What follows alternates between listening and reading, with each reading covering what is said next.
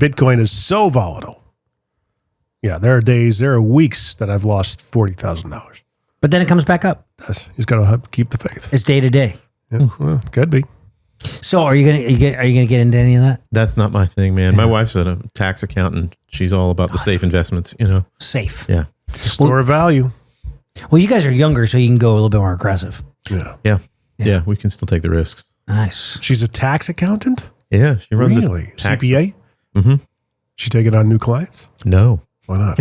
She works in business management on the firm. Does she? Yeah, we know where she works and everything. Yeah. Nice. Yeah. Amazing. Because, they're in demand right now. Yeah. Yeah. They may not be in demand if the IRS goes away, which I pray for the day that comes. It would be nice to save that amount of money in taxes every year. Oh, God. What would you do with it? You could do home improvements. You could stick it in your IRA. Yeah. Imagine the economy just taking off and rip-roaring because you don't have to worry about frickin' April 14th. But I think it would be... If you want me to go on my IRS tirade again, I will. I think it'd be sometime before that actually happens, where we abolish taxes. It's going to... No, it's not going to be... We're not abolishing taxes. We're just changing the framework of how we get the taxes. I know, but I think it's going to be sometime. I don't know. It's even with the best intentions. Stroke of a pen, man. He's making changes with those executive orders. Who's pretty quickly. He you're talking about? Anyways, I don't know. This is the Rich Redmond Show. Not to bring the Quahog back. Well, I've been doing it. You're doing the spiky. Yeah, but where it's shaved around everywhere. Now I'm going to try to do the Grayson necromancer or whatever his last name is, where it's just all kind of like. You should do a neck beard.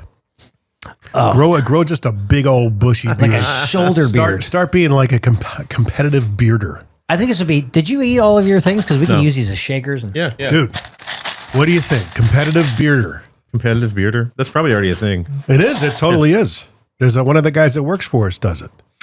He's got a big old beard. Beards are so... Did you ever do it? No, I can't. Look at me. You do have a baby face, which is nice.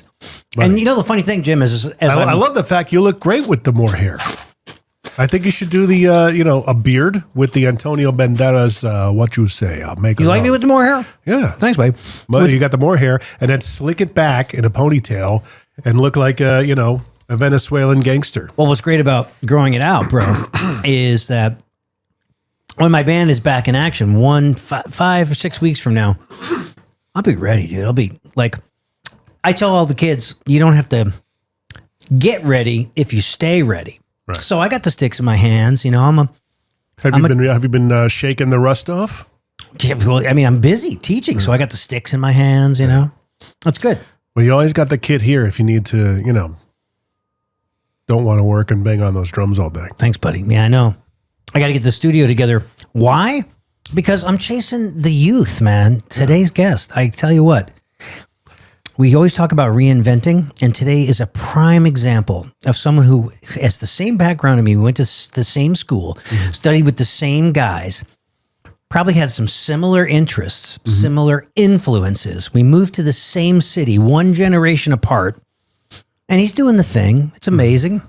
But then he decides he wants to do something else, and he's incredible at it. Nice. Who am I talking about? Talking about Ben Jackson. Ben Jackson is our guest today on the Rich Redmond Show, where we talk about music and motivation and success and drums and whatever comes up along the way. He's from Atlanta. He moved to Nashville in 2008 at the tender age of 24. He's played for people like Aaron Tippin, remember? Building the Bike. That's right. Frankie Ballard. Love Frankie Ballard. I played some shaker and tambourine on his records. On that tour, they opened for Bob Seger with Don Brewer from Grand Funk Railroad on the drums. So he's going to tell us how they got to visit and know each other. Hope they did. Also played with guys like Greg Bates, Joe Nichols, Halfway to Hazard. We share that credit.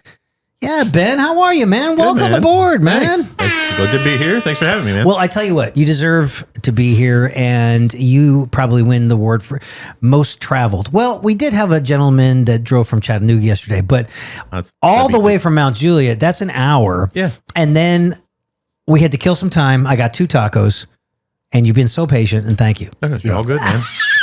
That was catch up. Sort of my fault. We fully blame you. That's good. As you should. Yeah. Scheduling is crazy. I mean, all of our episodes, I have to send Jim a Google Calendar invite. Sometimes he gets them, sometimes he doesn't. But that's the whole thing in life, is just like realizing it's like sands through the hourglass. We've only got so much time. Yeah. Half my life is scheduling too. Yeah. You know? Yeah. And so you were saying you get up early because you got to be tracking in your own home studio. Yeah. I'm in there. I want to be in there way before anybody else. So I'm up early. So if the session starts at 10 and some other players are coming in, they want to get sounds, you're having your coffee at 8 o'clock. Yeah. I'm in the door at 8 o'clock. Nice. Yeah. And you're 20 feet from your house. 40? Couple hundred, but yeah. Couple hundred close, feet. Yeah. I just want to say that he said that half of his life is scheduling his life. It is. Yeah. Do you actually block out time to schedule your life, and is it on a calendar? I do block out admin time now, which is Right. not something I did when I was just a drummer, you know, Right. but like, yeah, there's like admin Would time. you, like, if you got so busy, would you be able to have your wife help you with that? Oh, she's got her own job, right? Yeah. I mean, she would help, Yeah. but My wife's actually helped me with my scheduling my life. yeah. Which is she's got her hands full with the kids and the house and No, all. we're down one kid. You know, she can come off the bench. There you go. You know, and we have the But she's always busy making like incredible sourdough bread and dinner for you every night. I mean, yeah, as she should. this is This is going great already. Yeah. this is very all in the family. Do we need to start this whole thing over now? Oh wow! I make sure that she's barefoot. You know, in the kitchen mostly. This is why we don't have women on the show, Jim. We need to have women on the show. I'm so happy to be here on the last episode of the. The season, the series finale. So, well, Ben was, he's a very savvy business-minded young man, and he says, what's the goal of the podcast? So is it revenue? Is it, Yes. what is it? And I said, we don't know. Yes, we We do. just keep doing it. We just keep doing it, and we're refining it. Okay. We made it more cash. Now, by the time this comes out, Yeah, we're gonna have merch. we have to call the girl today and approve the coffee mug and the hoodie and right. the baseball shirt and male and female and the sizes and get this stuff happening because we've only been talking about it for 6 years. That's right. You know, we get 6,000 downloads per episode per minute. So advertisers, let's talk. Jim, don't give away our secrets, man. That's right. But look at some of these accomplishments. East End Studio, I like that because West End, no one has an East End. Yeah, I put it there because at the time it was the east end of civilization in Nashville. Yeah. And so you officially built it in 2019. And look at these production credits, man. And usually I'll have to say I do a massive deep dive into our guests, but this is going on the to-do list. I couldn't get the Spotify to pull up today. We're talking about AT&T, having trouble getting calls going out. I know. What's up, AT&T? You too? Yeah, Yeah, it's really weird. I've had to power down my phone, turn it back on. doesn't matter. What are you? Verizon? Verizon. No. Yeah. Can you hear me now? I think I still can. If we're on yeah, AT&T, mine's still you can. working. Yeah. So Sister Hazel, Sand, Sea, and Crash Debris. I like that. Yeah. It's a full-length album. When did that come out? Into last year. Okay. Yeah. So we cut it it was about 2 years that we worked on it. 2 years in the making, on and off. On and off. Okay. Yeah.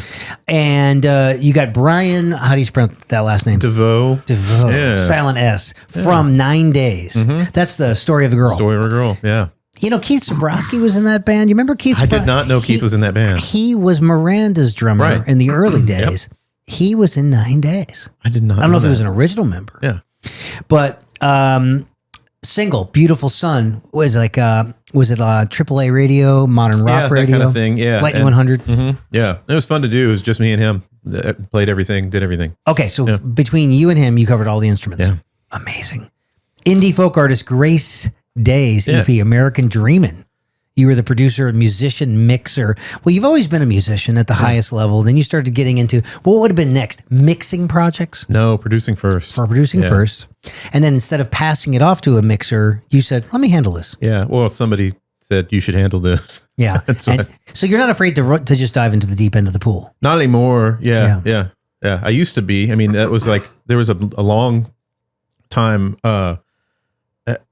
as a musician that doing other stuff besides what I was already good at felt fake, very impostery, very not okay to do. And I felt like it was going to wreck a reputation that I had if somebody sees me do do one thing and and you confuse the heck out of people. right. And I was worried about that. Like there's a thing that, it's, the for lack of a better term, the branding of who you are in your career. Right. Yeah. Right. I felt like that mattered a ton. And I've kind of found out that it does and it doesn't. It's like you can't be everything to everybody. Yeah. But if you dive in and get good at something and you're not afraid to start over and kind of suck at it for a while, then you become that thing for some people. And that's kind of how all that's other thing for other people. Yeah. Yeah. For a while, when I was kind of going between Nashville and Los Angeles, people were like, do you live in LA or Nashville? I was like, yes. right. And they never knew where I was. So they had to always reach out and find out where I was and if I was available. Yeah. Which is good. I always think it's kind of fun. I mean, in the end, it's like, well, wait, are you producing? Are you playing or Are you something? on the road right now? Right. It's like, yeah.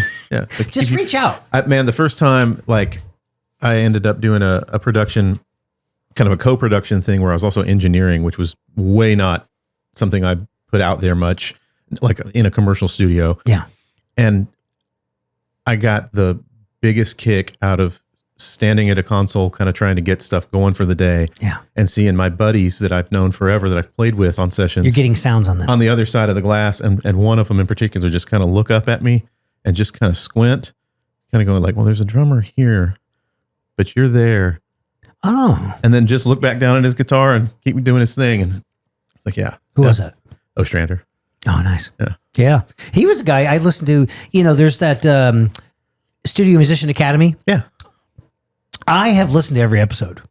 I really enjoy that, getting inside baseball insights to all these people that do the thing every day. Sure. So yeah, they need to have you on there, man. Man, I don't know those guys. Miles. I would love to go on there. Miles. Yeah. I've listened to some of his. Yeah. So it also makes you realize how fast these engineers are on big tracking dates. When, say, on a demo session where you got 5 songs to do in 3 hours, so the average song is every 35 minutes. Right. And they have got so many inputs, and everybody's asking to be punched, and oh god, and they do it so fast. That is like, I don't know if I could ever.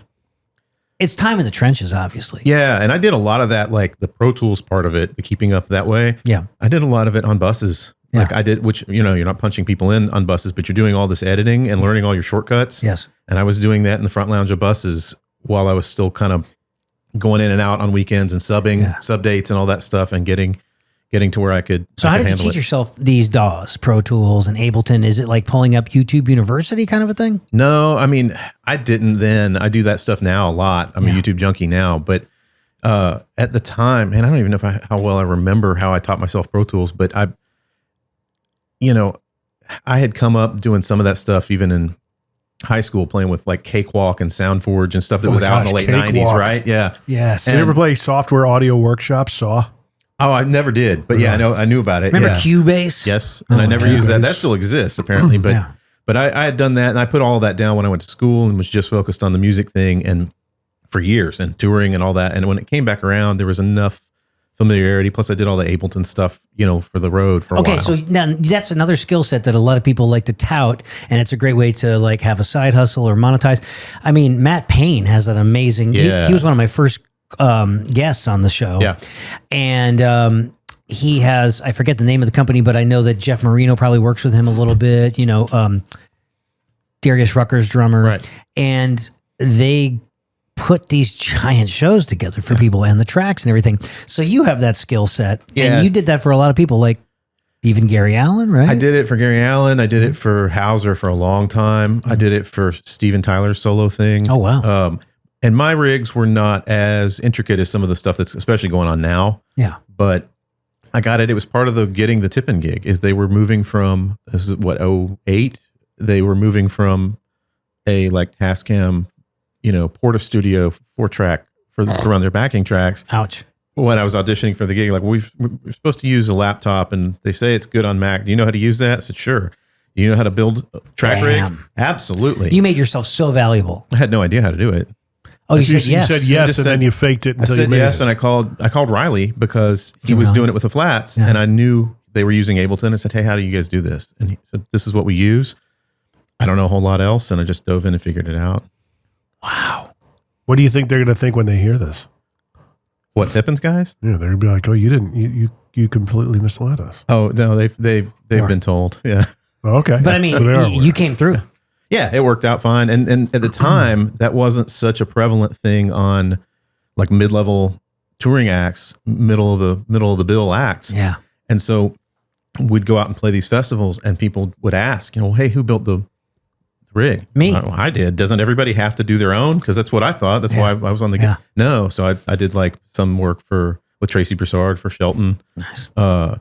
And I can't remember all of them now, but yeah, they just kind of would come in. So you became a kind of a go-to guy for that. And will you still do it? Knock it out? Very rarely. Like Yeah. I actually grew to really dislike it because it's, if you're not going to do what Matt does, where it's like a full service thing that you're really building out to do that, the downside of doing something like that is you've got to be willing to kind of be on call when they have issues on the road. Yeah. And in the studio in the middle of a session, I can't help you if you're on the deck for a festival on a Thursday and something's not working.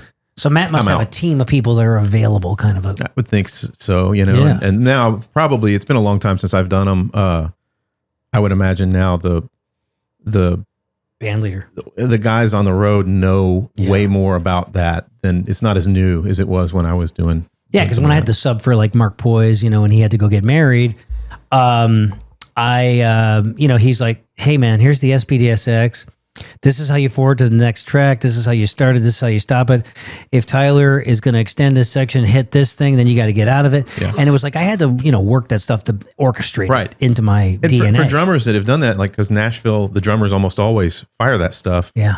It's like that's half of learning the gig. It's not just the learning the tunes. It's Yeah, I know. it's learning how to play and play that thing. Yeah. And But read the cues. are you signaling it while you're playing, or you just start stopping? It depends on the rig, but a lot of people would have, something would run for a certain amount of time, and then you trigger the next section, or it would go to the really? bridge and loop the bridge, and then you'd trigger out of it. And so, yeah, there's a lot of, and it depends on, again, the artist. There's a couple artists that I won't name that really didn't like, they wanted the tracks, but they didn't want to be constricted by the tracks, and the drummers were just chasing them all over the place all the time, and so it's just really dependent on the gig. Yeah. Harry Myrie got really exceptionally good at it too, I believe, on a couple of his gigs that he had. And, I don't want to sound like the old, get off my lawn guy, but I mean, there's a lot of legacy acts that there's no tracks. Yeah. You know what I mean? Yeah. Very basic. No tracks on Seeger's gig. That's right. Yeah. So did you get to visit with Don Brewer a little ton, bit? yeah. Nice cat. Great. So Jim, Don Brewer was the drummer with Grand Funk Railroad.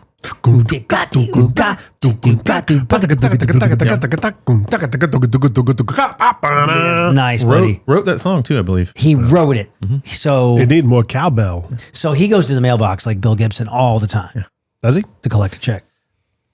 How many other songs did they have? Some Kind of Wonderful, is that? That's right. Oh, But that wasn't theirs though. That was a That was a cover, right? that was a cover. But that was a song from the '60s. I want to say. There's another one. I'm getting closer to my home. I'm getting. That's right. Nice. That's a good one. That's a good one. Very eerie and mystical. Yes. Great drummer. Yeah. We played all those. He had on some big hair back in the day. Oh, Yeah. Yeah. big old Tommy Aldridge. That's what I love about. Obviously, you had a preference. You're a family man. You work the road, but then you're like, no, I'm going to build a studio. I'm going to produce. I'm going to do sessions. I'm going to stay home. Did you enjoy it when you did it? Yeah. Or do you miss it? No. You don't miss building a studio. You're No. good on the barbecue. I don't. Yeah, exactly. The best barbecue you've ever had every day. I loved doing the road, and I still like going out. I go out a couple times with Hazel a year, usually for Mark, and that's fun. That's more like going out of town to see your uncles and cousins and buddies now, like they were so close. But Yeah. it's I loved playing on the road, and I love learning stuff. I didn't love sitting around as much as you sit around on the road. Yeah. I really wanted to be actively involved in making music a lot of the time. Mm-hmm.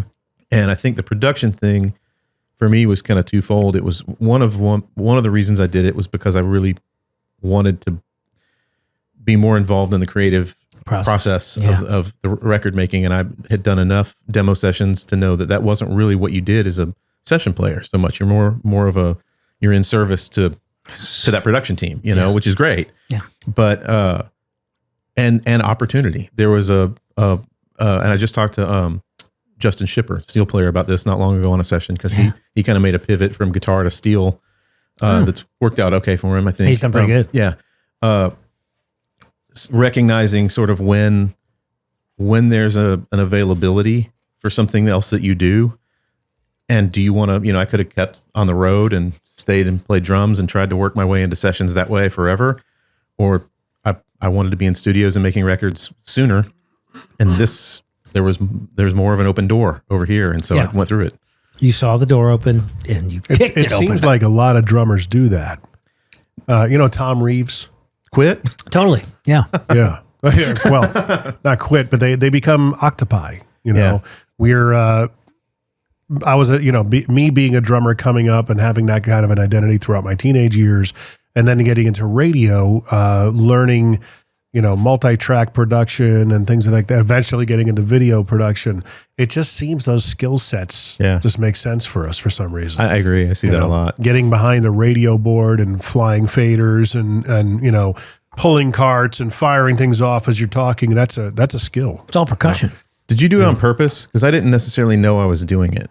I just always knew that it's like when I first got into a radio production studio in Connecticut at the home of rock and roll. That's where we heard all the I-95, all the Grand Funk Railroad tunes.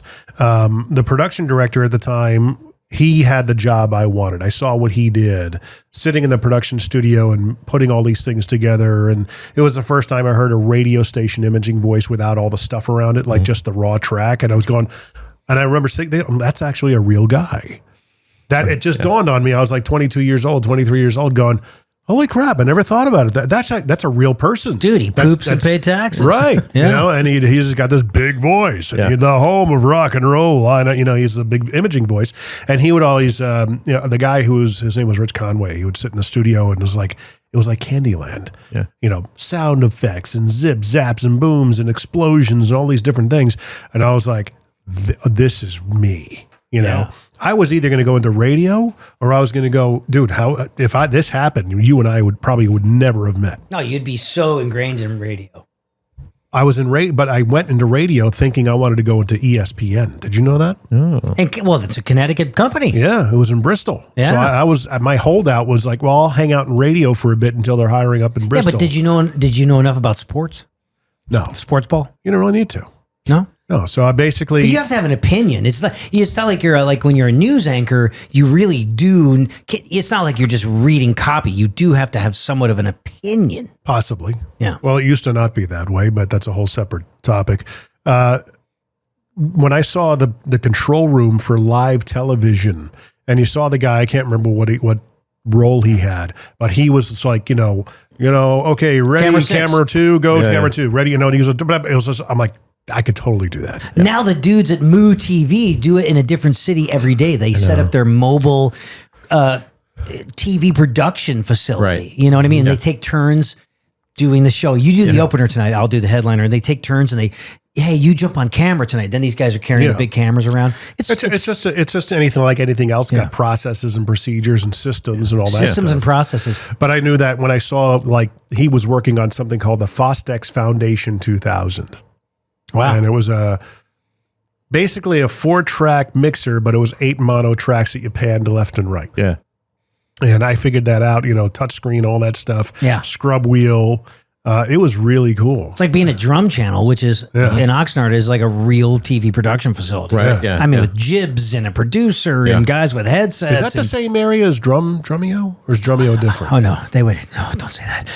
No, Drumeo is the Canadian conglomerate now, Musora, because they've got Guitaro, they've got Bassio, they've got Keyboardio, they're so smart, they expanded. Hey Jim, do me a favor, bring my overall volume down if you can, just a little bit. We're just talk quieter.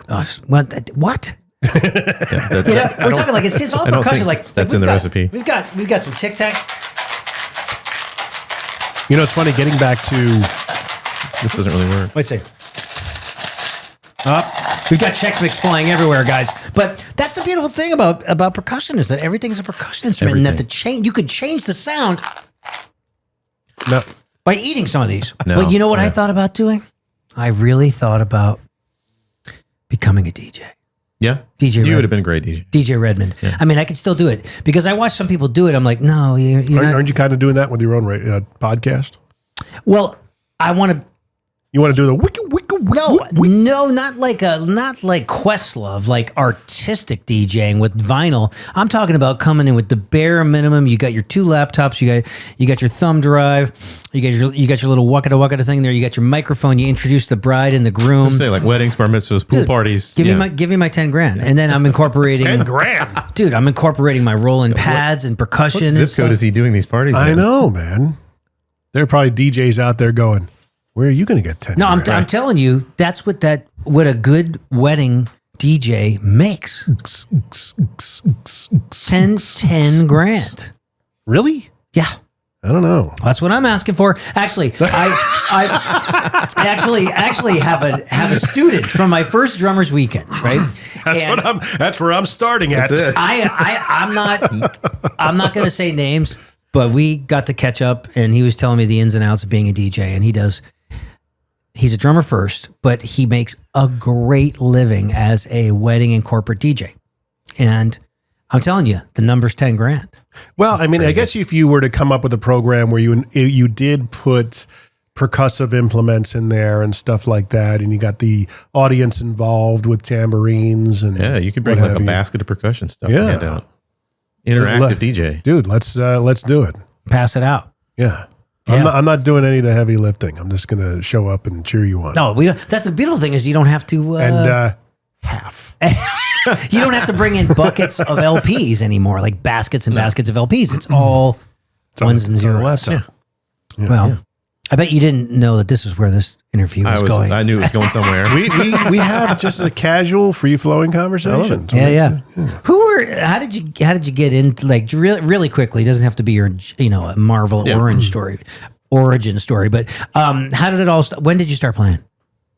I think I was 10 or 11. Yeah, And- so just started hitting everything in sight. No, I wanted to play. My grandfather. Short version of the story is my dad's dad passed away. He had a couple guitars that he didn't know how to play that we inherited, and I was at the age where that looked really cool.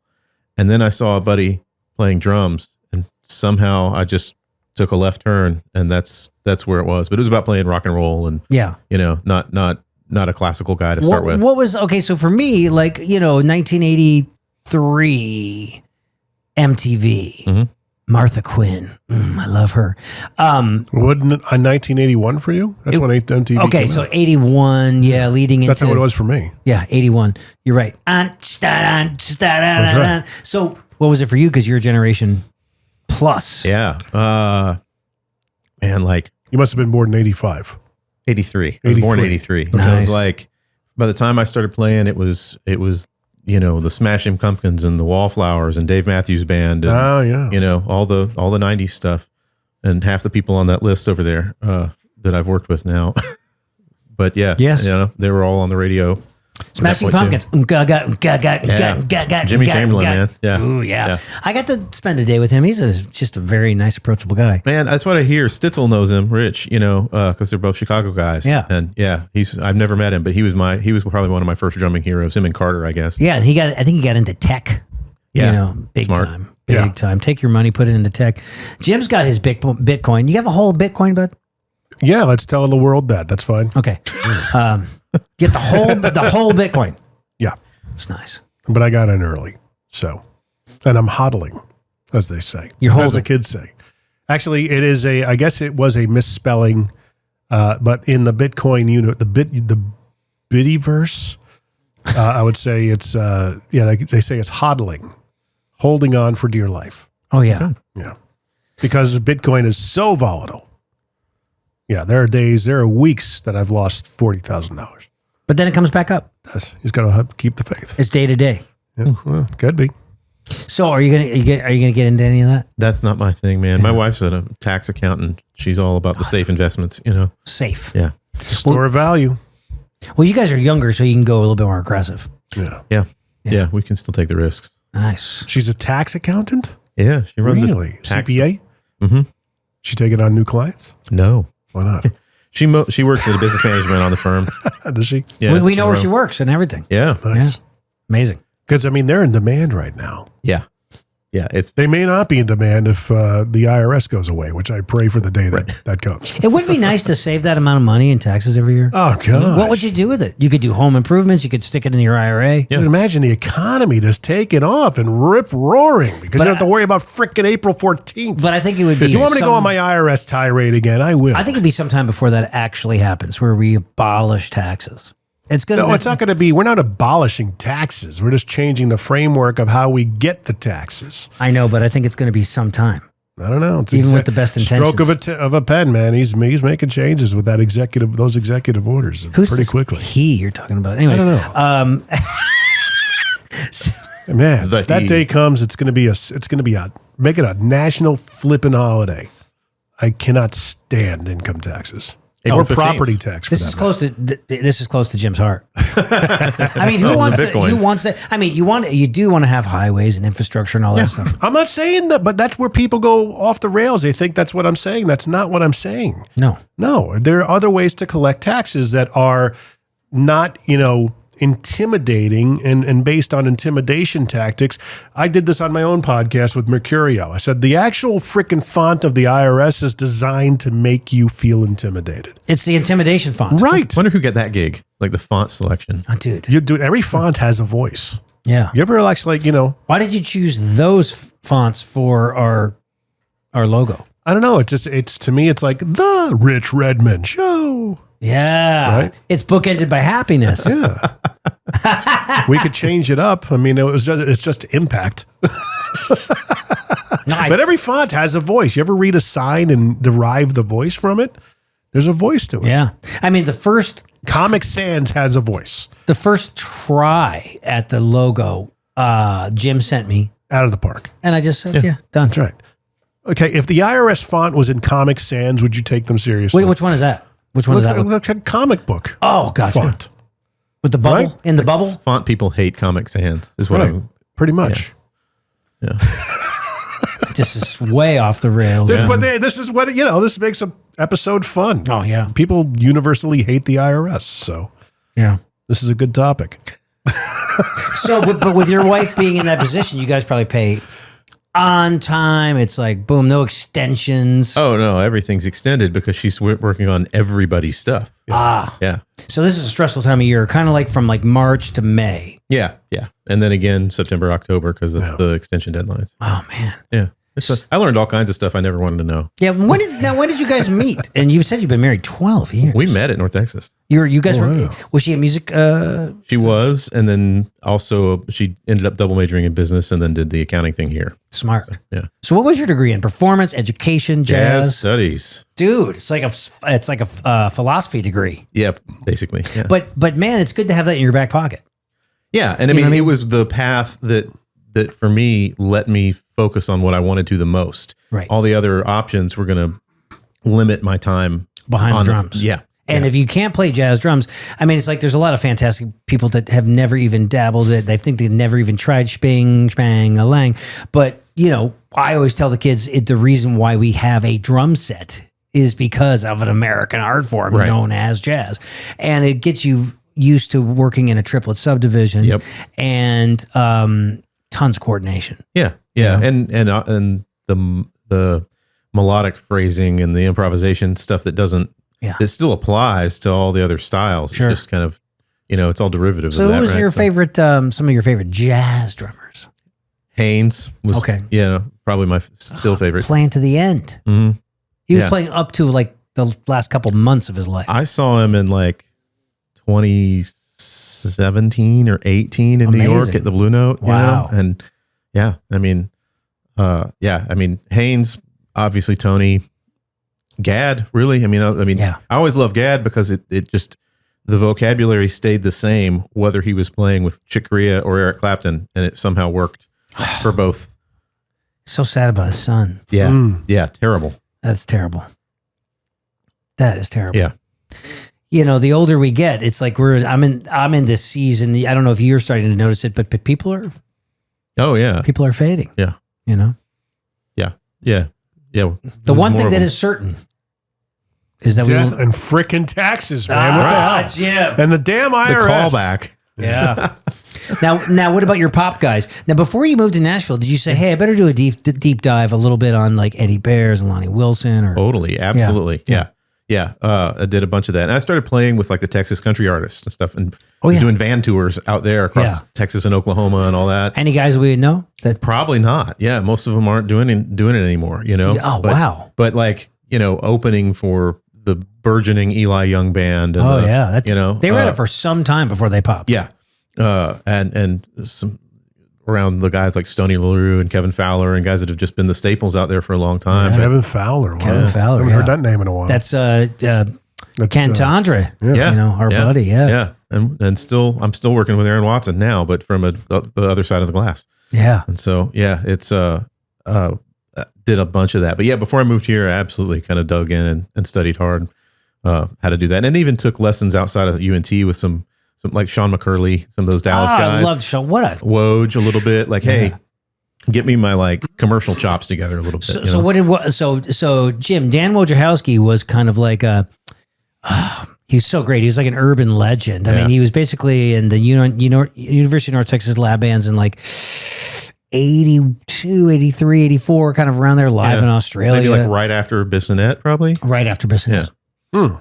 And he is still an amazing drummer, and he kind of ruled the roost in Dallas for a long time. And now he's playing with Peter Frampton, and he lives in the Pacific Northwest. Yeah. But when you studied with him, what did you guys cover? Man, I think I took like half a lesson with Dan. He was impossible to nail down because he was always on the road with Frampton. But he had a practice room over in this place off 75 that I was taking some lessons with Sean McCurley and occasionally some other people. And he would just be in there. So it was more of those were like life lesson, gig lesson, hallway discussion lesson kind of things, which are great, you know. Off of 75. Off of like Mockingbird Lane over there somewhere? I think so. Yeah. It was like a really colorful place with like planetary murals on the walls and stuff. Yeah. I used to rehearse there with all of my top 40 bands. Yeah. Yep. That's the spot. Now, when you were in Dallas, did you ever play with the Dallas Brass and Electric or the Bill Tillman or the Project or Random Access? Or did some of those as sub things, and I did. There's a guy named Jeff Taylor that did a lot of that cover band Frontline. stuff. Yep. I was a founding member of Frontline. Okay, yep. 10-man band and some of that stuff. Yeah, and dude. Played with Jeff a good bit. And did weird like country gigs. I remember playing some. It was this huge honky tonk in Fort Worth that I did for about a year. White Elephant Saloon.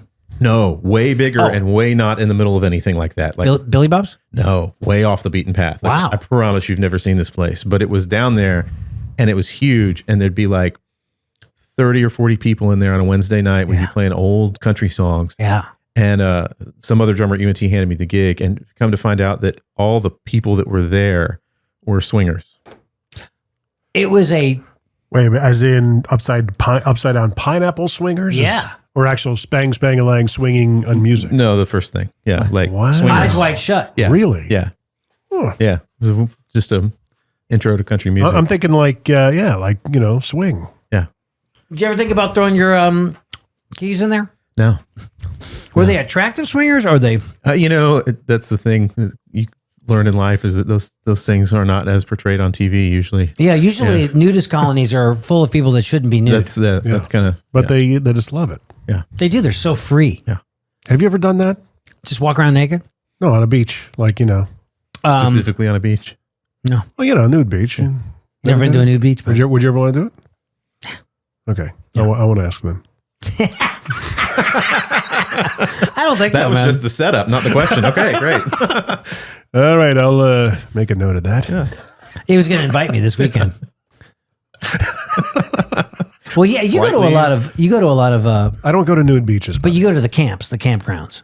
We used to go camping, but none of them had that kind of. Did you get rid of your camper? Yeah, okay. We sold it. Yeah. So I produce the Try That in a Small Town podcast, trythatinasmalltown.com. And promosexual. Yeah. One of the guys, Courtney and I went to a trip out to Paso Robles to do something that was aligned with the podcast. And Neil and Kalo went with their wives as well. And on the way back from one of these events, we were in a limo all together and we were telling stories. And we happened to tell our story of when Courtney and I went to a brothel. Grand opening of a brothel in Pahrump, Nevada, when we lived out in Vegas. Do they have one of those like things that just does out front? Yeah, the crazy inflatable crazy arm wavy guy, whatever they called it on Family Guy. They did not have that. It was a grand opening that our radio station was invited to do a remote broadcast there. And on the way there, I mean, we're probably 26, 25 years old at the time, and my wife's like, you think they're going to be naked? You think they're going to be walking around? You think that they're going to talk to me? You think they're going to do that? I mean, she's asking me all the questions. I said, do you think if I knew the answers to any of these questions, you might be slightly worried? And she goes, good point. I said, I don't know. I don't know what to expect. So we told them that story, and it was an amazing night, one for the memories and all this other stuff. Apparently, they came away from it, Kalo and Neil, thinking that we had done this recently. Oh, yeah. Not 20 some odd years ago. Oh, wow. So amongst their group, they're like, yeah, they're kind of adventurous. I mean, don't judge them from the outside. Jim and Courtney, they're kind of living it up, and they're like looking at their, if they're doing it, ladies, I mean, one of those things. And they brought like, have you been to any brothels lately, Jim? And I'm going, dude, that happened over 20 some odd years ago. Oh, it did? Oh, Total misunderstanding. Should just let them keep going with it. Yeah. But never been to a swingers club or anything yet. Jimbo, you're crazy. What? Fort Worth, honky tonk. That's right. So what are you listening? What are you listening to nowadays? What's like, I always talk about the, keeping up with the kids, and you don't want to be the get off my lawn guy. What are there some bands or artists that are like lighting your fire, or drummers you're following, or? Man, I don't know. I mean, I'm bad at that now because everything's so focused on the work you're doing, right? Focus on the work and the references that we're working on. But I've been listening to a lot more, like indie artist stuff and indie pop stuff, and just kind of just diving into different things. And I keep a big playlist of that, around, but I'm nowhere near as good as I used to be about like living with records for a long time. Yeah. And I don't know if that's just the nature of what I'm doing or the nature of how the world is, or me just being lazy, but it's just different. But, I mean, a lot of the anything now that I think sort of challenges my ideas about production, I'm pretty interested in. So I love listening to stuff that, anything that Jack Antonoff's worked on is really kind of interesting. He just thinks super differently than I would on anything. So a lot of guys out there that I can go up.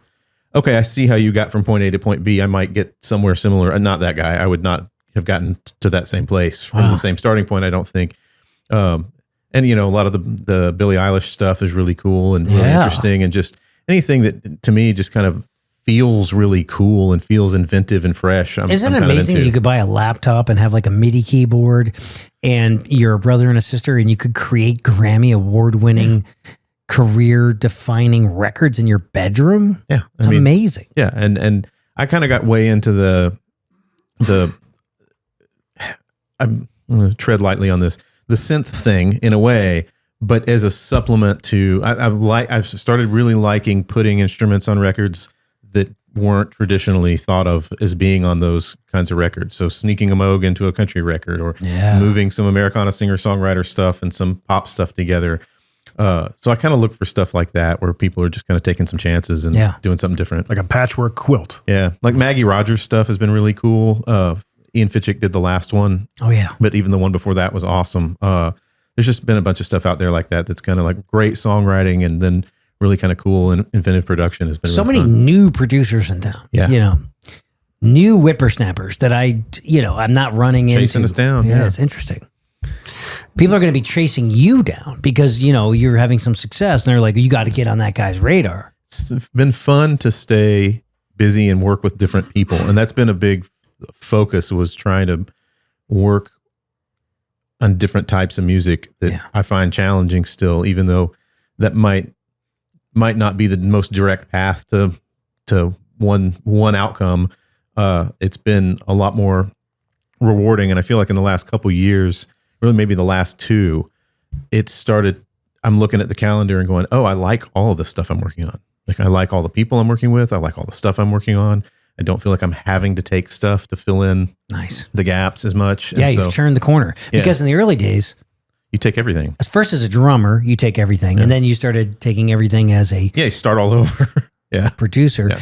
And then are you trying to write with the artists? I'm doing that a lot more now too. Nice. Yeah. Yeah. And so I just had an admin go through all my catalog to upload it because I'm terrible about that stuff. And they sent me this list back of like, did you write and produce this? I'm like, holy crap, I've written a lot more than I thought I had. Yeah. And so, yeah, I've been doing a lot more, probably last 5 years, a ton of the stuff I produce, I'm writing some of with them. That's great. So basically, you're in the studio as a producer, like mixer Yeah. at first, right? Yeah. And then, so I had a question about, and it's like as you're talking, it reminds me a lot of how I kind of progressed in radio, immersing yourself, emulating people that you admire. Did you surround yourself with producers and mixers, engineers, and watch what they were doing? Because for me, to make a radio commercial sound not local, Yeah. and make it sound agency was a big thing for me when I started out. And I learned all the different tips and tricks the hard way. Did you have somebody pouring into you to show you, okay, here's how you go from making it sound like you're in a garage to an actual polished, sweetened album? Yeah, that's a good question. I think because I came at it from already having been a player, I didn't come in as a 24-year-old, let me intern with this producer and learn everything and be the assistant for a long time. Yeah. I had to make money. Like I had to figure out how I was going to play and start doing that and make the time work. And so I did learn a lot, but I learned a lot of it from relationships and connections I built with producers that were older than me that would let me glom onto something, or that would come in and even if I was producing it, I would call them and hire them and go, hey, can you engineer this, but make sure I don't fuck this up. Like make it sound good. Like, can I basically pay you to apprentice me through this a little bit? Amazing. So I did a lot of that. And then a lot of my buddies, like, Bobby Holland was a huge help, who's got a studio in Berry Hill. And we worked on a lot of stuff where I was kind of producing. And so I was arranging with finding the artist, working with the songs, A&Ring the project, arranging the music. And he was doing all the engineering and mixing. I also worked with Jeff Braun a lot, who, I believe works Mixes on our all your records. stuff. Yep. Yeah. Now, and Jeff he was slinging merch on Greg Bates's bus for a summer, Wow. just to get out and see what was going on. And we did a bunch of indie records together. And he was great because he was already so talented and he was really young. And he was walking me through all sorts of stuff, Pro Tools stuff, mix stuff. He was kind of the guy that pushed me to start mixing eventually. It was like, hey, you should just be mixing this stuff. You know how to do that. And so I learned a lot from the peers too, So no formal background education, it's all real world. Absolutely. On the job training. Yeah. Just one of my buddies also, here, I'll credit him with this statement, whether he likes it or not. Jonathan Roy is a great mixer in town. Yeah. He says all the time, he goes, yeah, kids ask me all the time how to get good at mixing. And I just tell them, you just got to ruin people's indie records for 10 years. It's because, you got to get an ear for it. Yeah. And know what to listen for. I mean, even I'm thinking about putting together a curriculum for voiceover talent, aspiring or otherwise, on how to produce their own stuff. Yeah. So they could spec projects and make themselves stand out amongst the crowd, which takes an ear. It takes, okay, I need to fit this music bed in the context of the voice and, maybe pull certain sonic frequencies down or pump some up, that kind of a thing. At what point did you realize, okay, I've got an ear for this? It wasn't, the early part wasn't that I had an ear for it. It was that I didn't want to stop until I got it right. Mm-hmm. Like I have a passion for it that I discovered. I was super obsessed with making the record sound like what I heard in my head. Mm-hmm. And so I just kept asking questions and kept failing until it gets much closer to what I'm hearing in my head than it used to. And then there's the commerce part of it comes in where, it's, you do figure out, okay, well, this has to be done by this deadline. So you get comfortable with that. How surgical do you get in terms of like, well, I'm imagining this certain kind of kick sound?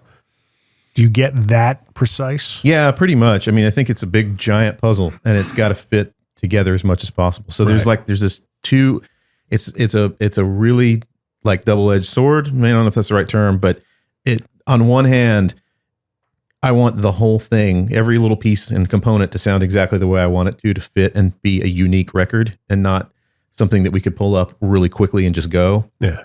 But on the other hand, you do also have to sort of accept what's happening. You have to be open to going like, oh, well, that's not really what I thought, but that's kind of working. And there's a little curriculum in the back of my head, a little checklist of like, hey, is this cool? Is this like a good surprise, or is this going to be something that we have to get rid of later, or we regret? Is this pulling us in the wrong direction? How often you got to reset your ears?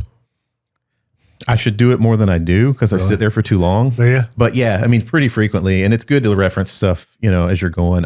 We do more referencing in pre-production and early production than we do. Like at some point in the production process for me, I want to stop doing that, and I want to just go with whatever we've got. Do you ever come back into it like from a night before and listen back and be like, what the hell were we thinking? Oh my God. We were tired. Infrequently anymore, but early on, all the time. Yeah.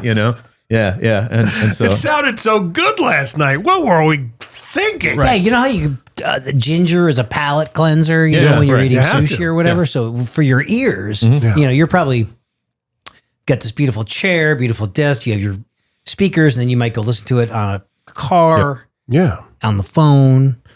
I mean, how are the crazy kids listening to music? They're listening to it on their phone. Yeah. I mean, I get mixed revisions sometimes where somebody just listened to it on their phone. And I don't mean like earbuds on their phone. Just like I mean speakerphone. Like, sounds great, man. And it's like, so I always listen to the mixes there. That's what to sound good. We used to do that in radio in order to test a spot. Once we were finished, obviously it's, not a full mixed production. It's a couple of tracks, but we had a cue speaker in the actual console. So I would turn all the speakers down and just play it through the cue speaker. And if I could hear my voice cutting through, that meant it was mixed right. Yeah. Yeah.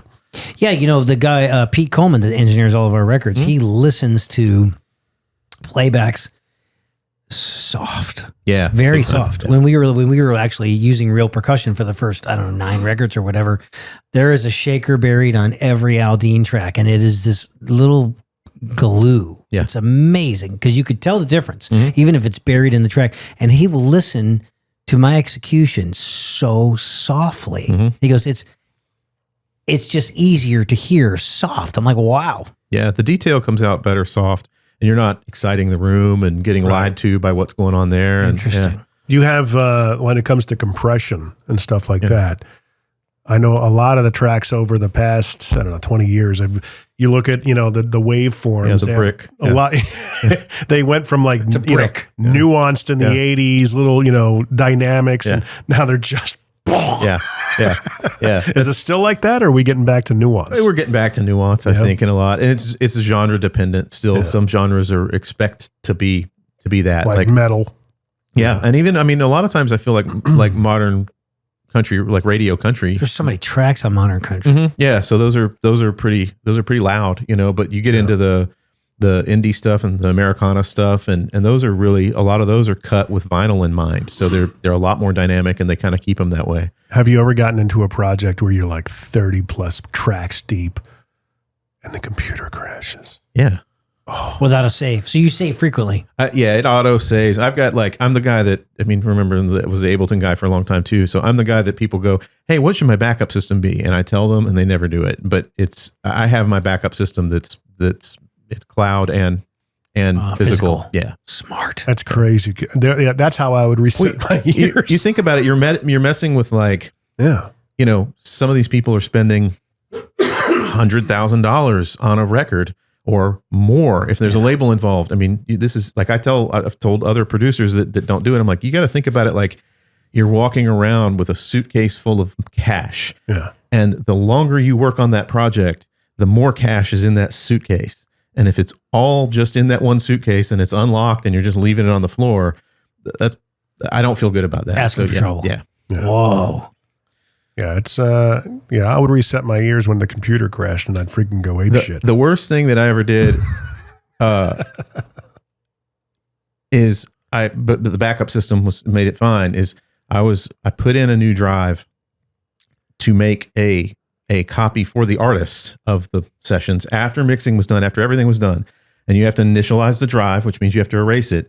And it was the same name as the drive they had given me to work off of. Oh, no. And I did it. Yep, I sure did. You erased the entire... I erased the entire drive. Oh. but I had it backed up on my archive local, and I had it backed up in the cloud, and I just pulled it right back over and set it over. It was. Did you soil your pants? Oh God, There was like that moment of your heart just jumping into your throat. Cold sweats. Like, I mean, I think I jumped up in the studio and screamed like it was the scariest thing that's ever happened. Oh my and it took me about 2 minutes of just sheer panic before I really, like, I knew immediately. I'm like, well, it's fine. It's in these other places, but I'd never had to use the backup before. I never had to restore anything. It's like, it's there. I know it's there. I don't want to look. What if it's not there? And it was there. And it took 1 second to just boop, boop. Okay, cool. Oh my I'm recording 4 camera feeds in some of these podcasts I produce. It's like I'm constantly monitoring to make sure everything's recording. Yeah. Just, it sounds good. We got, okay, if something goes out or maybe I run out of space on a card for some reason, it's like, okay, I know that's feeding into there, so I got to back up there, so that should be good. Yeah. But it's like, no matter how careful you are, because I'm super careful and I have those systems in place. It just takes one time. It wasn't lightning. It. It wasn't a fire. It wasn't a lost. It was me. I did it. Like I made a mistake, and that would have been a huge mistake if I hadn't. It's a mistake you'll never make again. Oh God, no. Yeah, my God. Because it's like how many times I've shot video and I forgot to turn the camera on, and hit record. Oh, get this. I have never messed up with 200 and something episodes of this show, but the same drummer that I'm a fan of, Mike Miley from the Rival Sons. Yeah. We had a 60-minute, gorgeous, flowing, beautiful conversation. Never pressed record. So I remember that. I apologized to him. We set up another one, and then the audio was corrupted. And he's like, I'm like twice. And then I am so happy that he reached out. He's like, should we try this again? He goes, I love chatting with you, blah, blah. Like, we're going to do it. I just got to make sure that I get a lot. He didn't call you up and say, okay, am I being punked?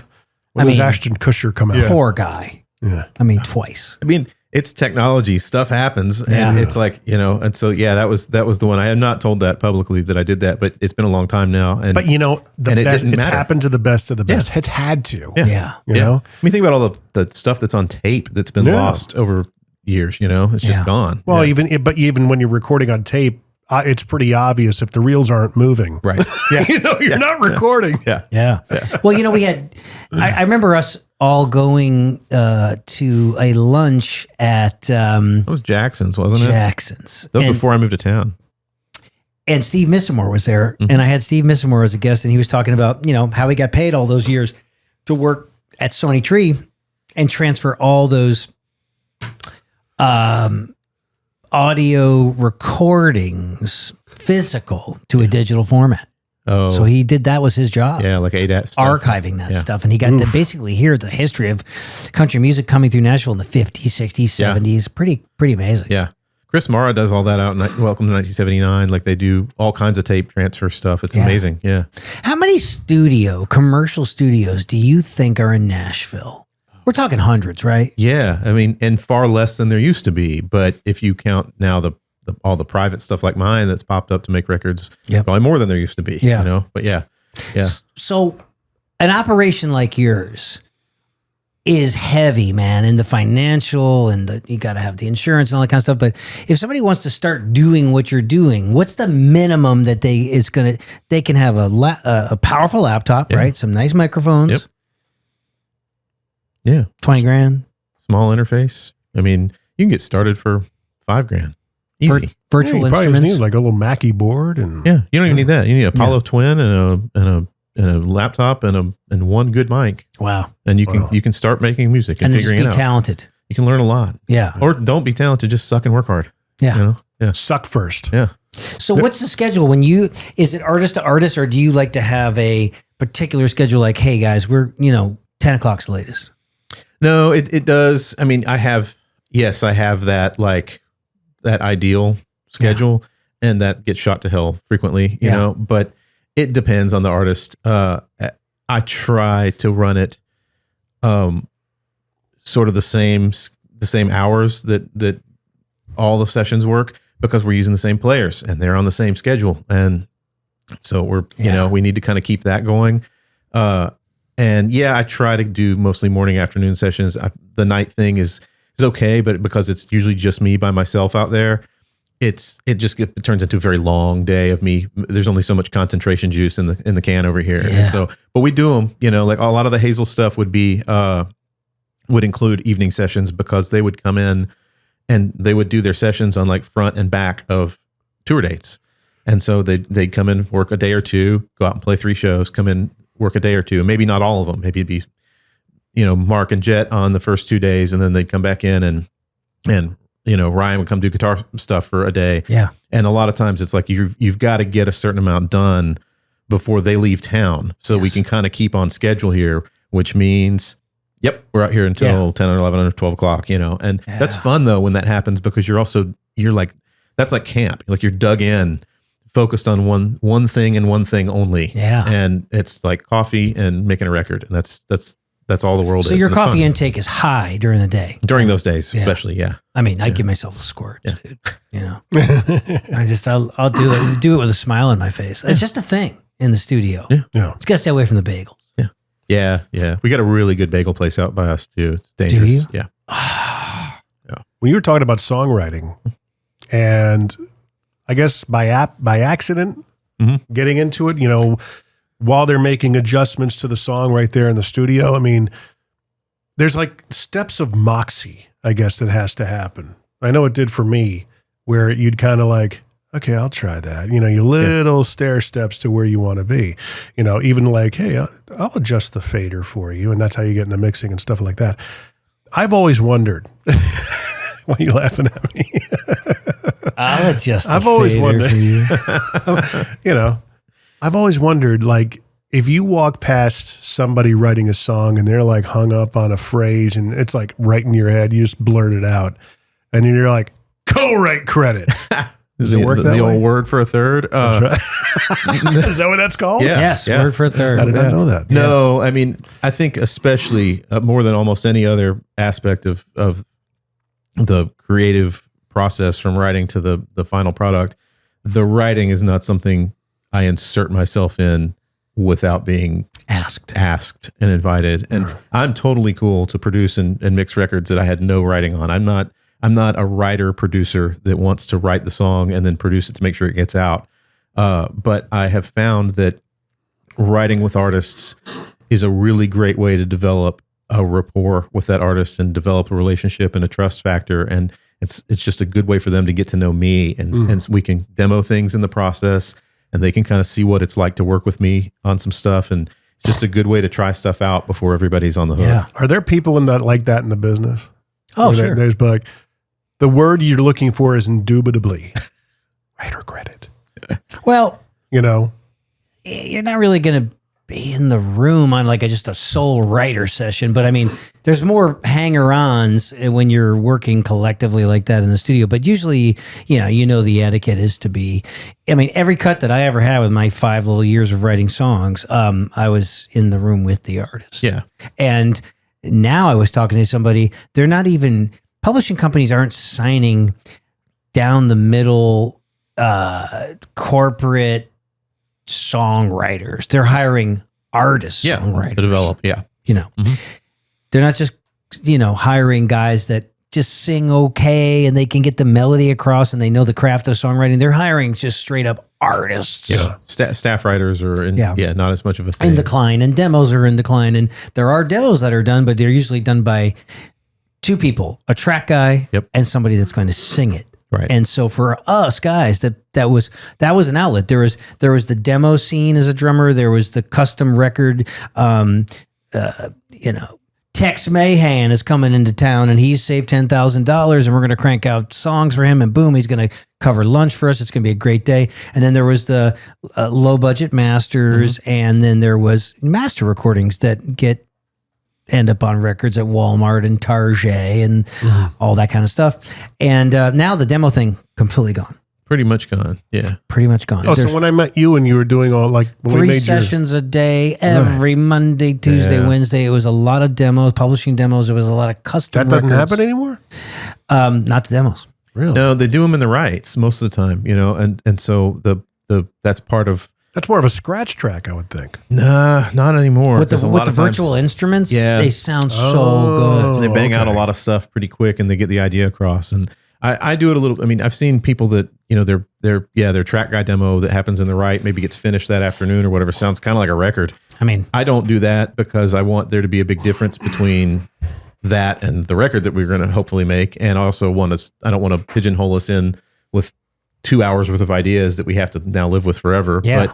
But a lot of times it makes sense to do it that way. And yeah, a lot of times I'm filling in as a writer, I'm filling in whatever the room needs. If there's three of us and two of them are lyric people and they're moving, I've learned to get very comfortable just sitting still and doing nothing sometimes. Yes. It's my place and I'm here to help where I'm needed. If it's turning on a microphone at the end and getting a scratch vocal, yeah, that's fine. If it's building a little bit of a track for you guys to get going on, great. If it's lyric writing with you, that's great. But I don't try to like wedge myself into that role. And I usually go right for arrangement and lyrics. Yeah. When I was the lyric guy. I mean, it's like a Neil Peart thing, What percentage of the time do you guys come across something where you're like, oh my gosh, great this idea, is just gold?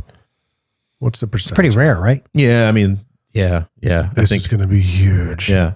I mean, if you write with good writers, hopefully most of the time you can get somewhere that you're happy with, at least then. How often are you saying to yourself, this is just garbage, this is awful? Sometimes, for sure. A lot of times. And a lot of times there are times it's a numbers game. Yeah. And sometimes you get an hour and a half into a 3 hour write and look up and everybody just goes, yes, this isn't happening. Let's go get lunch. Let's go to lunch. Yeah. Let's reset our ears.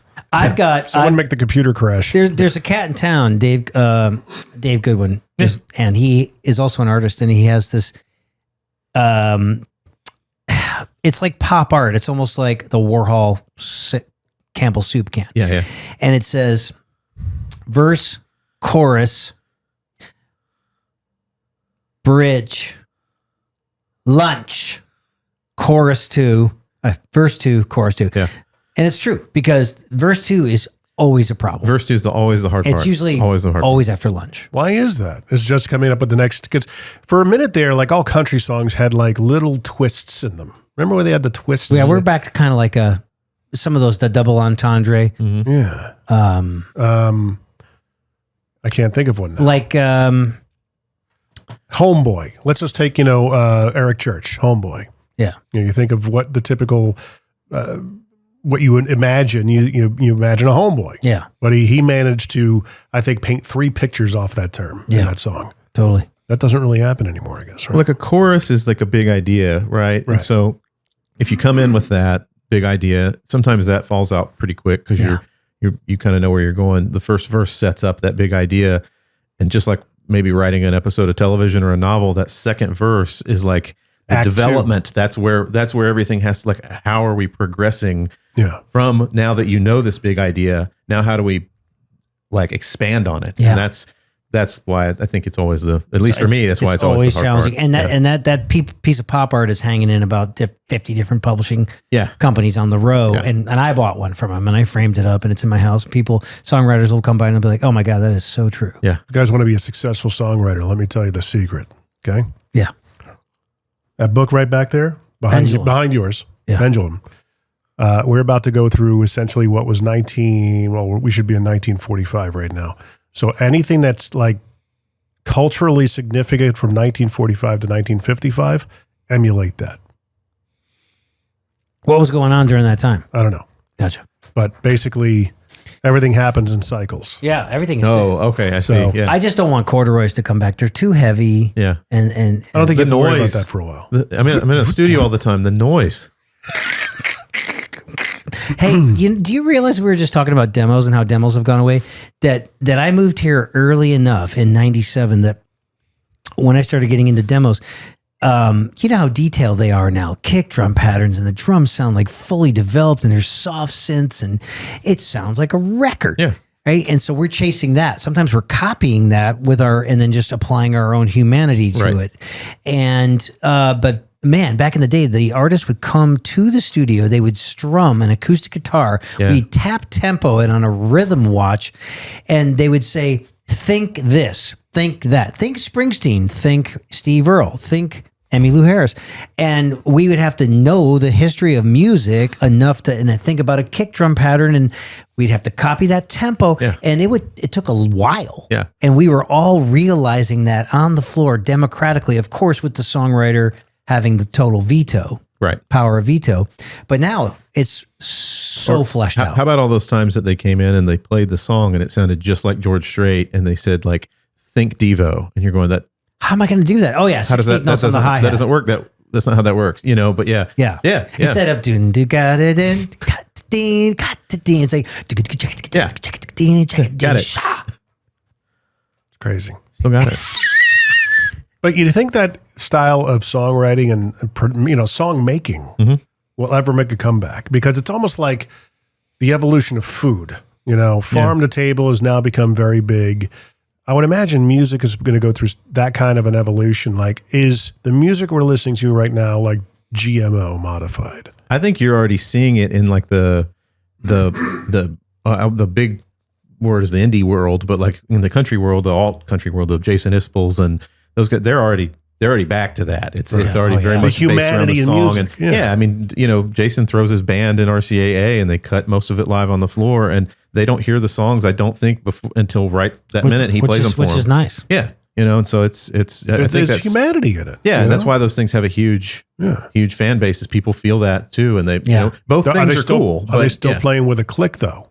I don't know. Yeah. Depends on the song. Like if they can't get the feel or whatever. I mean, it's a tool. But I mean, look at Dave Cobb's production. It's like so raw, and we had Chris Powell on. He's like, dude, I use the smallest sticks and hit so lightly, and the pre's are just cranked. Yeah, it's like the Joey Waronker thing. Okay, we're if always sounds great. Yeah, on those records sounds so good. He plays literally like with chopsticks, but they sound huge. And but the engineer opens up the pre's all the way. The compressors. Yeah. Yeah. Oh, the compression. Yeah. And the pre's. It's back when we recorded the big album for Connecticut White Bread. Oh no. Yeah. No click. Jim will mention his band from 20 years ago. Oh, over every like 35 years ago episode. Yeah. So, no click. Just play the song from memory. It was our demo, 4-song demo that we spent $600 on. You sound pretty good, buddy. No, it didn't. Yeah, but Jim, Jim it was 1995. Jim was like a good, rap rock drummer before it was cool. There you go. Yeah. We had very unsavory songs. Oh yeah, they were very salacious. Yeah. I did not partake in any of the songwriting. Just going to clear my name right now before I get canceled. Jim, look up some of those crazy internet questions and pick 2 of them. But in the meantime, what's your favorite color? Well, let's go with blue. Damn it. There we go. What's your favorite food? Mexican food. So, because it says here on your bullet points that you sent me, let's talk about the best place to get tacos. That's right. Is it Mas Tacos? I think it's Mas Tacos. Okay, because I was right there last night across the street at Lyra. Yeah. Lyra. Yeah. It's Mediterranean food. And I had the fish. Yeah. I had the chicken. And I had the lamb. And we had the potatoes. We had the Middle Eastern, naan type bread. We had hummus. It's not hummus. Hummus. Yeah. And I was digging in with Near Z. We shared some hummus together. And that area is amazing because I also tried the pharmacy for the first time living all these years in Nashville. Never been there? Never had a pharmacy burger. Did you eat outside? No, it's cold. Oh, okay. You got to go there when it's warm and outside. It's awesome. Yeah, it's great. But that's where, so Larry Aberman and I always go to Mas Tacos. Yeah, it's awesome. And they have the fried they had the fried guac, the plantains and the avocado. Yeah, the fried avocado taco and the plantains. Yeah. Yeah. But what do you like? Just a street taco vibe? Yeah. I mean, all the time in Texas too. The Tex-Mex thing's great. Don't you miss it? Yeah. Yeah. Remember, they have street corn when you were there in Texas? Yeah. Yeah. It's delicious. You can get that from, there's a food truck in East Nashville now that's doing great street corn. I can't remember the name of it, but yeah. Yeah. Last time I had it was in Miami at the Rusty Pelican. And it was one of these places I had to do a shoot down there in downtown Miami. Yeah. And on the way to Key Biscayne, it looked like a hole in the wall. So I'm like, this is perfect. There's a little bar, pull up, whatever, have some dinner. I was going to head back to the hotel. And I pull up, it's like a luxurious gourmet restaurant. Yeah. Nice. And I'm like, okay, I'm not dressed for this. Yeah, people are in black tie. Put me at a seat at the bar. I had a nice steak and street corn instead of potato. It was unbelievable. Amazing. So good. I know you're. You and I were talking about this, but what is your favorite drink when you are doing it? Well, if it was cocktail, I became quite an old-fashioned aficionado for a while. So you'd make them at the house? Yeah, but I kind of got to where just a good bourbon. Yeah, because you don't need all the syrup on the and rocks is everything. good. That's it. Yeah. Yeah. Bourbon on the Like rocks. Angel's Envy would be my Nice. Yeah. And they're Angel's Rye. I mean, it's really expensive, but it's really good. Yeah, what's the difference again between the bourbon and the rye? It's the treatment, it's the process, the barreling or something. I think it's Isn't the treatment. bourbon basically whiskey? Yeah. Yeah. Yeah. Whiskey. Yeah. But I think it has to be made in Kentucky. I don't know. That might not be the right fact. Shame You on guys us for fact not check this knowing these podcast? things. No, we need a guy like Joe Rogan. Hey, he's on the computer the whole time. Well, What's his name? Francis? sometimes Jamie. sometimes Jim will do it. What's your favorite drummer of all time? Man. Yeah, it's really hard because you like one guy because he plays ballads great. You like, Yeah. this person for this. I'm still going with Gad. Yeah, best all around drummer. Yeah. In the history of the universe. Yeah. Plays everything, feels great all the time. 80 years young. Yeah. It's pretty amazing to think that he's probably one of these guys that has never rushed or dragged ever in his entire life. Yeah. Probably when he's young. I don't know, man. You just don't know. Yeah, maybe. You got to start somewhere, man. Nobody's perfect. Just it always feels very measured though, doesn't it? Like so intentional. Yeah. So intentional. Yeah, because the band could be pushing so far ahead and he has the ability to just sit on it. Yeah. But not make it uncomfortable. It's like just, it's all the time in the trenches, the tens of thousands of hours. That's why I just think it's great that you've been here for 16 years, I think. Yeah, something around like that. 16 years. And you have just grown this amazing skill set, dude. And, you got a roof over your head. You got a family. You got the two dogs. Yeah. You got a life, man. Have a life. It's here. Yeah.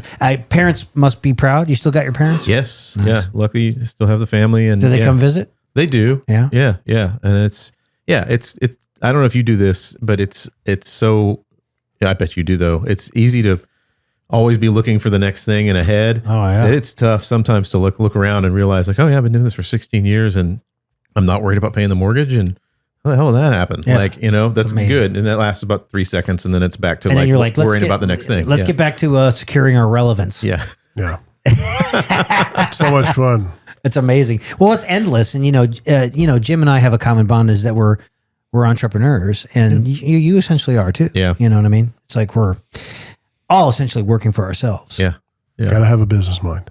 And we do. And Yeah. I know so many creatives that don't, Yeah.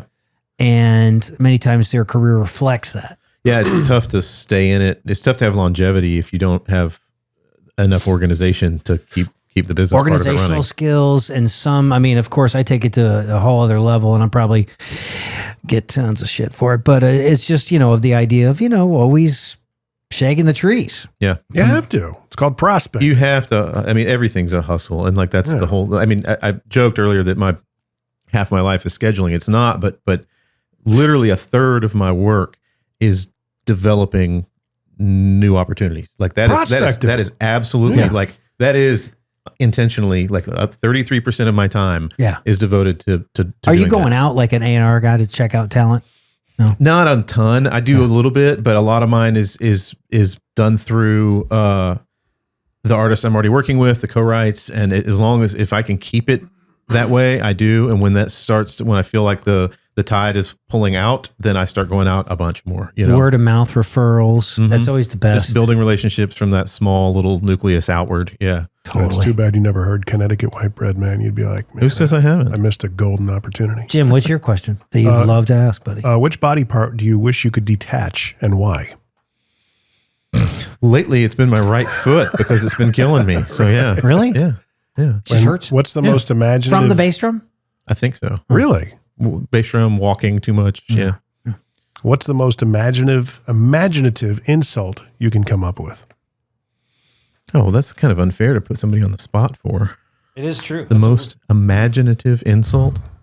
Hey, look, cockface bear. Put you in your place over there. Cockface. You look like Andy Garcia stuck his tongue in an electrical socket. Oh my God, it's amazing. I'll take Andy Garcia. He's done. You did really good, buddy. All right. Hey, you do great in improv comedy. You got to create something out of nothing. Jim, I thought you were going to ask him about his cover band. You told me to ask the weird questions. Tribute band. Okay. What's the tribute band? What's the tribute band you'd want to play in? For the rest of your life. For the rest of your life, you can't do anything else. Oh, it's the only music I get to play? Yeah, that till the day you die. You cannot freaking vacillate. It's got to be the same song over and over. Okay, so that either means one of two things. You either want to play music that you love enough to play all the time, or you want to play shit you hate so that you don't ruin something that you love. And I'm going to play something that I don't care for one way or the other. Yeah. Really? I'm just like, I'll just pick something. Like, I'm playing like a Buddy Holly tribute band for the rest of my life because I just nothing it completely. Yeah. Yeah. Because that way I don't ruin any of the music I love by just driving it into the ground. But you're not going to ruin it. So using your God-given ability to lift this music up, but use the inspiration from the original drummer as a launching pad. What is that? Is it the Police? Is it Zeppelin? Is it Rush? Is it Steely Dan? Ooh. Yeah, I mean, man, the Police might be on that list. That'd be pretty great. Yeah. Because it's super high energy. Yeah. It's fun thoughtful, challenging. Mm-hmm. It is. Yeah. Makes it you has think. some room to play with too. It's not super rigid, right? Yeah. Like Stewart's doing the thing, but he's doing different things. So yeah. Yeah, his take on his drum parts now, 35, 40 years later, are so different. Yeah. Because he's a different drummer. He's a different human being. He got into production, composition, orchestration, See, he's conducting. another guy that just went off the rails. Yeah. So like my thing is that I really am just so impressed because, well, maybe I went off the rails a little bit. I mean, I went out to Hollywood and expanded my skill set. I do motivational speaking. I do tons of teaching. Yeah. Any interest in that? Man, I'm getting more interested in it again now. Yeah. I didn't want to hustle it for a long time because I was focusing on other stuff. Yeah. And now I think if there were opportunities to teach, especially some of what I'm doing, production stuff, mix stuff, to other musicians, I'd be kind of interested in You'd be that, teaching that, not the drums. Yeah, I mean, I could teach some drums here and there, but I'm not, man, that's like anything else. You're doing it all the time. That's the good teachers, that's a skill set they have. That's a knife that needs to stay sharp for it to be really effective. And I'm not in that boat right now. Yeah, but you would, oh man. You'd be like wearing an old pair of shoes. I'd have to work it up again. Yeah. Yeah, man. I guess I take it for granted because I just do it so much in different settings. Like I do it one-on-one, I do it in person, I do it online, I do it at drum shops, I do it at music schools, I do it at colleges. It's like, yes, you can actually hire Rich at the Drum Tensive. The one-on-one day Drum Tensive. See, it's a little wordplay right there. Drumtensive.com. Did you get that yet? I locked it down and I just have to build the page. Let me tell you guys, okay? Go to drumtensive.com when it's available. It's going to be up there with our merch page someday. And hire Rich. Look at how he's dressing the only camera. $5,000 a day for you to come in. Damn, Jim. That's it. Well, you're not far off. It's the best $5,000 you'll ever spend.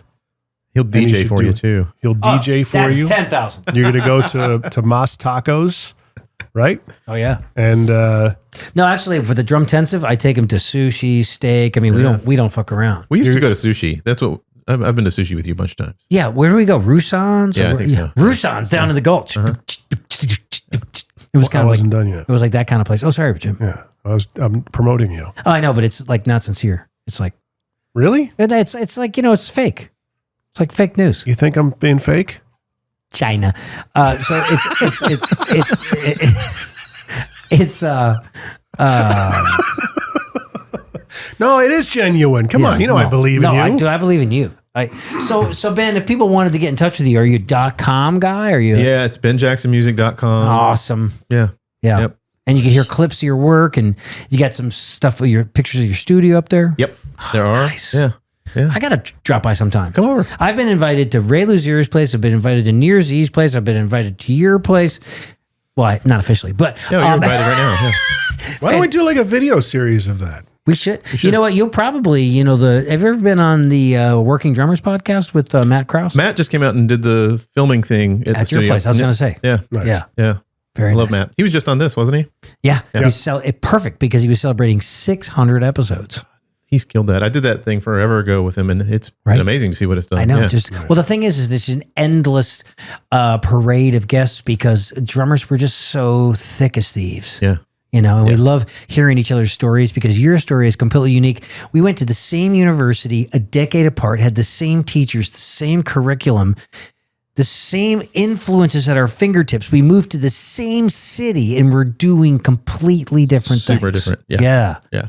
But I'm just a big fan and I'm happy for you and I'm proud of you. Man, thanks, dude. Yeah, man. Thanks for having me on. Congratulations. I just met you today and I'm proud of you. Well, thanks, man. BenJacksonMusic.com. Jim, when this comes out, I think we're going to be on the verge of appearing at the Music City Drum Show, and that's going to be July 19 and 20. You're going to be holding down a booth for us on July 19th. On the 20th, I'm going to pop in. Yeah. And we're going to be hanging. We're going to be mugging. We're going to have books for sale. We're going to have a step and repeat. We're going to have a bunch of merch for the podcast. You can buy merch. It's going to be great. I get to field all the questions of who are you and where's Rich?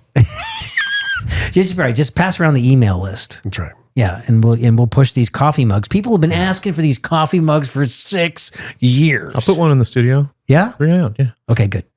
Oh, Very you're nice. the Jim on the podcast. Yeah, I am. Oh. Jim, no, people know all sorts of things about it. Jim, I tag Jim McCarthy voiceovers and it'syourshow.co on every social post. People are like, we get it. You're friends for 19 years. You know? That's right. It's good, though. Hey, thanks, buddy. Yeah, man. Thanks. Really, really appreciate it. Continued success. Jim, thanks for your time and talent. Yeah. And to all the listeners, thank you. We really do appreciate you. Be sure to subscribe, share, rate, and review. Helps people find the show. Until next time, take care. Thanks, guys. This has been The Rich Redmond Show. Subscribe, rate, and follow along at richredmond.com/podcasts.